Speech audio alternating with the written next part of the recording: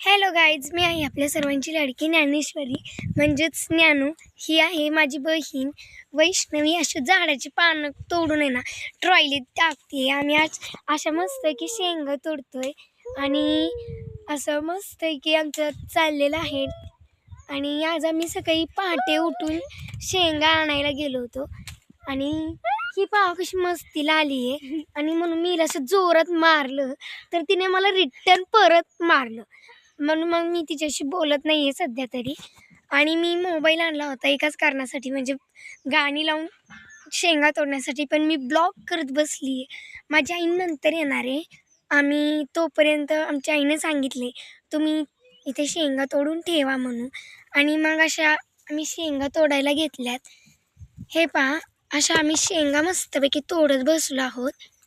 पण वैष्णवीना मात्र काहीतरी वेगळं चाललंय. हे पहा कशी करते.